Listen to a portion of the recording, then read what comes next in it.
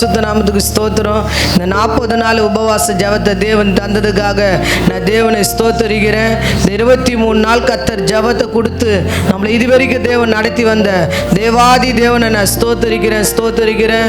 நம்மளுக்கு ஒரு தேவன் ஒரு இடத்தை ஆராதிக்க ஒரு இடத்தை தேவன் உண்டு பண்ணணும். இந்த உபவாசத்துக்கு அப்பால ஒரு இடத்துக்குள்ள பிரவேசித்து கர்த்தரை ஆராதிக்க தேவன் கிருபை செய்யணும். அதற்காக இப்போ ஒரு சகோதரி இப்போது ஜெபம் பண்ணுவாங்க. சோத்திரிக்கிறோம் ஐயா தகப்பனே, சோத்திரிக்கிறோம். இப்போதப்பா எங்கள் சபை தகப்பனே, எங்கள் ஊழியத்துக்கு ராஜா ஒரு சொந்த இடத்தை என் தேவனி கொடுக்கணும் அப்பா. அப்பா தகப்பனே, 2 நாளாகத்தில் எழுதப்பட்டுக்குது 3ஆம் அதிகாரம் 3ஆம் வசனத்தும் கருத்தில் ஒப்பு கொடுக்கிறோம் ஐயா.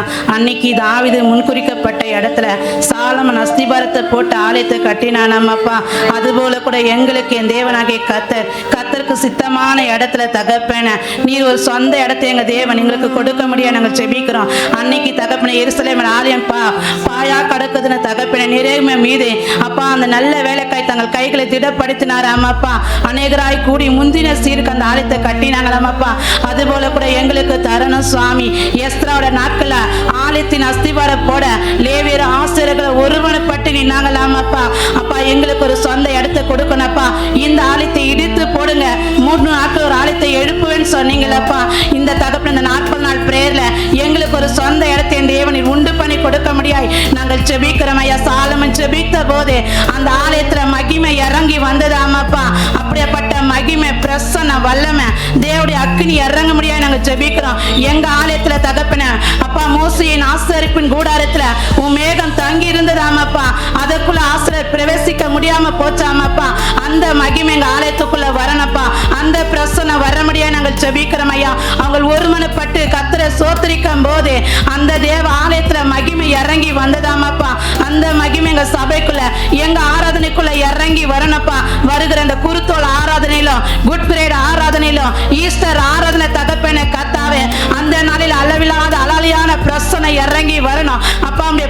தூதர்கள் இறங்கி வந்து அந்த இடம் முழுவதுமாய் நிரப்பப்படனப்பா. அன்னைக்கு கொர்நேலியா செபிக்கும் போது வெண்வஸ்திர தரிக்கப்பட்ட ஒரு மனுஷர் வந்து நின்னாராமப்பா. பவுலும் சீலாவும் துதிக்கும் போது அப்பா அப்போஸ்தலர்கள் துதிக்கும் போது அந்த இடத்துல தேவனுடைய மகிமை இறங்கி வந்ததாமப்பா. அந்த இடம் அசைக்கப்பட்ட அபிஷேகத்தினால் நிரப்பப்பட்டு பல பாஷைகள் பேசினாங்களாமப்பா. அந்த வல்லமை எங்க சபைக்குள்ள இறங்கணும். அந்த நாளில விசேஷமாக கூட எங்க ஊழியக்காரை மறைத்து அப்பா கர்த்தர் அளவில்லாத பிரசன்னத்தினால நிரப்பணும். சாலமோடு பேசுற என் தகப்பன் அந்த நாளில கர்த்தர் மகிமையினால நிரப்பி முகமுகமாய் வல்லமையினால தரிசனத்தினாலும் தீர்க்க தரிசனத்தினாலும் அப்பா எங்க சபையை குறித்து எங்க தேசத்தை குறித்து வருகிற நாட்களுடைய காலத்தை குறித்து அந்த அபிஷேகத்தை எங்க ஊழியக்காரர் மீது வச்சு அன்னைக்கு நீ வெளிப்பட முடியாது நாங்கள் செபிக்கிறோம். இயேசுவின் நாமத்தில் செபிக்கிறோம் எங்கள் ஜீவனுள்ள பிதாவே. கர்த்தர் ஜெபத்தை கேட்டதுக்காக நம்ம ஸ்தோத்திரிப்போமா? சோத்ரம் சோத்ரம் சோத்ரம் சோத்ரம் சோத்ரம் சோத்ரம் சோத்ரம். கர்த்தருடைய நாமத்துக்கு மகிமை உண்டாவதாக. 40 நாள் உபவாச ஜெபத்தில் 23 நாளும் இந்த கூட்டத்தில் கலந்து கொண்ட உங்களை கர்த்தர் ஆசீர்வதிப்பார். வீட்டிலேயே நீங்கள் ஒவ்வொருத்தரும் வீட்டில் ஜெபம் பண்ணுறது, வேலை செய்கிற இடத்துல ஜெபம் பண்ணுற உங்களையும் கூட கர்த்தர் ஆசீர்வதிப்பார். இப்போ மீண்டும் நம்ம இஸ்ரேல், ஈராக்கு, அமெரிக்கா இதுக்காக நம்ம கட்டாயமாக ஜெபம் பண்ணணும். ஏசப்பா இந்த பகுதியில் இருக்கிற யுத்தங்களை கட்டாயமாக நிறுத்துவார். 5 மாநில தேர்தல், அசாம், கேரளா, பாண்டிச்சேரி, தமிழ்நாடு, மேற்கு வங்காளம் இது நடத்துகிற தேர்தல் வரப்போகிற ஏப்ரலில் தேர்தல் நடக்க போகுது. மேலே அதுக்கேற்ற ரிசல்ட் கொடுக்க போகிறாங்க. உண்மையாக இந்த 5 மாநிலத்தில் கர்த்தருக்கு சித்தமான முதலமைச்சரை கர்த்தர் தரணும். நம்ம இதுக்காக கட்டாயமாக ஜெபிக்கணும். ஒரு நிமிஷம் இதுக்காக நம்ம ஜெபிப்போம். பரலோகத்தில் இருக்கிற எங்கள் பரிசுத்த பிதாவே, இயேசுவின் நாமத்தினால் உம்முடைய சமூகத்தை நோக்கி நாங்கள் வருகிறோம். இந்த 23 நாளும் மகாராஷ்டிராக்காக நாங்கள் அப்பா மேற்கு வங்காளத்துக்காக ஜெபிக்கிறோம். அப்பா ஆண்டவரே பாண்டிச்சேரிக்காக ஜெபிக்கிறோம். கேரளா மாநிலத்துக்காக ஜெபிக்கிறோம். தமிழ்நாடுக்காக ஜெபிக்கிறோம். ஆண்டவரே அசாம் மாநிலத்துக்காக ஜெபிக்கிறோம். இந்த 5 மாநிலத்தில் நடக்கிற தேர்தல் உங்கள் சித்தத்தின்படி நடத்தப்படவும் தேர்தல் அதிகாரிகள் மேலே இயேசுவின் ரத்தத்தை நான் தெளிக்கிறேன். அப்போ அப்போ நல்ல முறையில் அவங்க நடத்தத்தக்கதாக உதவி செய்யுங்க. அதிகாரிங்க மேலே உங்கள் ரத்தத்தை நான் தெளிக்கிறேன். குறிப்பாக உங்களுக்கு சித்தமான முதலமைச்சரை ஒரு மாநிலத்திலையும் நீங்கள் கொண்டு வரும்படி நாங்கள் ஜெபிக்கிறோம். அதே போல் அந்த நாட்களில் எந்த மாநிலத்திலையும் கலவரம் வரக்கூடாது, எந்த மாநிலத்திலையும் இந்த வாக்கு போடுற இடத்துல சண்டைகள் வரக்கூடாது. எல்லா கட்சி தலைவர்கள் மேலேயும் இயேசுவின் ரத்தத்தை நாங்கள் இப்போது தெளிக்கிறோம். எல்லா கட்சி தலைவர்களுக்கும் தேவனுடைய பாதுகாப்பை தரும்படி நாங்கள் ஒப்பு கொடுத்து ஜெபிக்கிறோம் கர்த்தாவே. அது மட்டும் இல்லை, ஈராக்கு, அமெரிக்கா, இஸ்ரேல் இங்க நடக்கிற போரை நீங்க தான் நிறுத்தணும்பா.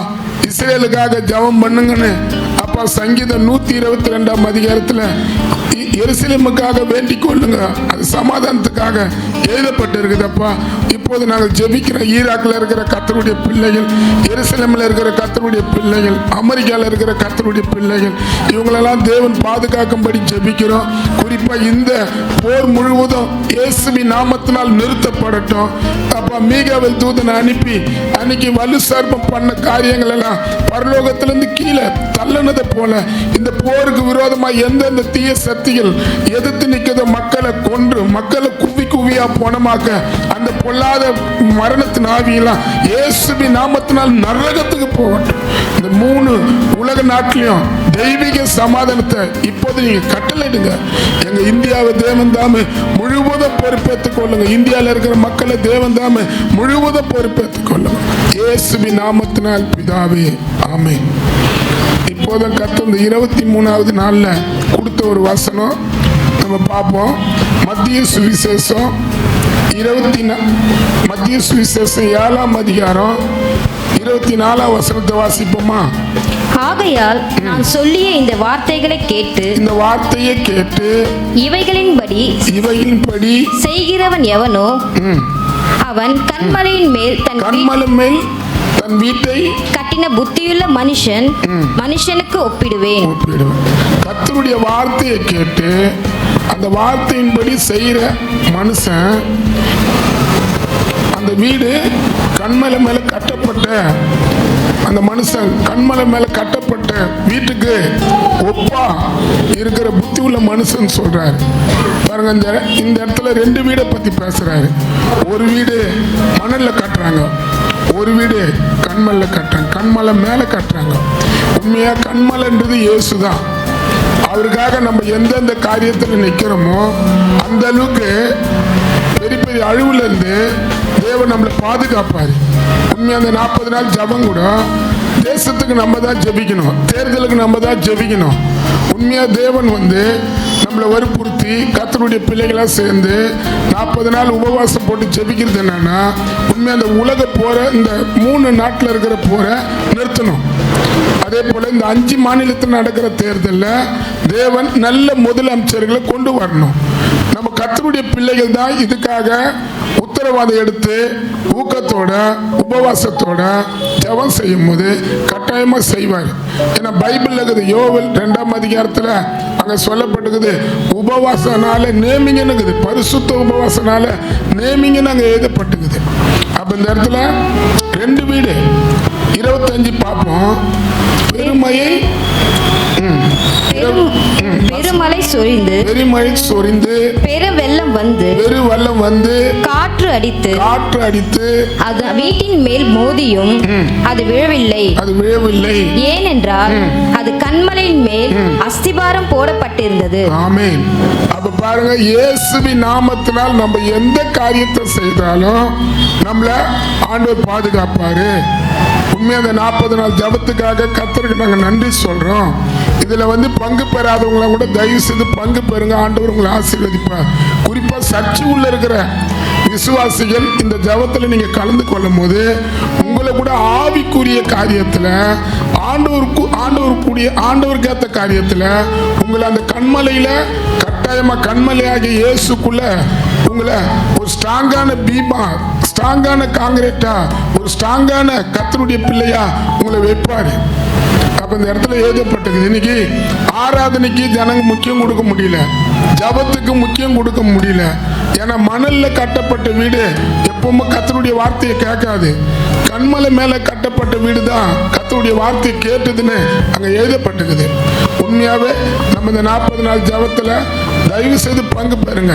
திருவிருந்து இப்ப வரப்போற புனித வெள்ளிக்கு உண்மையாவே நம்ம புனித வெள்ளி ஆராதனையை ரொம்ப ரொம்ப முக்கியப்படுத்தணும். அந்த நாள்ல ஒரு உபவாசத்தோட காலை 10 மணிலேருந்து ஒரு 12:30 மணி வரைக்கும் ஜெபிக்கலான்னுக்கிறோம். 12-1 மணி வரைக்கும் அந்த ஆராதனைக்குள்ள கர்த்தரை மகிமைப்படுத்தலான்னுக்கிறோம். அந்த ஒரு நாள்னா உங்க சரீரத்தை உபவாசம் போட்டு தேவனுக்கு முன்பாக விட்டு கொடுங்க. அப்பதான் உங்களை ஸ்ட்ராங்கான விசுவாசியா கர்த்தருடைய பிள்ளையா கர்த்தர் வைக்க முடியும். உண்மை 2 வீடு இருக்குது. ஒன்று மணல்ல கட்டின வீடு, மழை வந்து அந்த வீடு கரைஞ்சி போச்சு. ஆனால் கண்மலை மேல கட்டப்பட்ட வீடு கரையில அது ஸ்ட்ராங்கா இருந்தது. அதுதான் ஜெபம், அதுதான் ஆராதனை, அதுதான் தேவனை தேடுற காரியம். இப்போது உங்க மத்தியில உண்மையா அந்த காலையில கர்த்தர் என்னோட பேசினார். இன்னைக்கு நம்ம நேரத்தை ஜெபத்துக்கு கொடுக்க மாட்டோம், உபவாசத்துக்கு கொடுக்க மாட்டோம். ஆராதனைக்கு வந்தா கூட கொஞ்ச நேரம் உட்கார்ந்துட்டு நம்ம அந்த ஆராதனையிலிருந்து தேவ பிரசனத்தை விட்டு டீ கடைக்கு போறதும் டிஃபன் கடைக்கு போறதும் வெளியே போய் போன் பேசுறதும். ஆனா அதெல்லாம் தவறான காரியம். உண்மையாவே நீங்க கண்மலையில கட்டப்பட்ட வீடா இருக்கணும். அந்த கண்மலையில கட்டப்பட்ட வீடு மோசே இருந்தாரு. யாத்திராகம் 24ஆம் அதிகாரம் இந்த லாஸ்ட் வசனத்தை வச்சு நம்ம ஜெபம் பண்ணுவோம். மோசே மேகத்தின் நடுவிலே பிரவேசித்து மலையின் மேல் ஏறி மலை மேல ஏறி இரவும் பகலும் 40 நாள் மலையில் இருந்தார். இப்ப யாத்திராகம் 34ஆம் அதிகாரம் 28 படிப்போமா?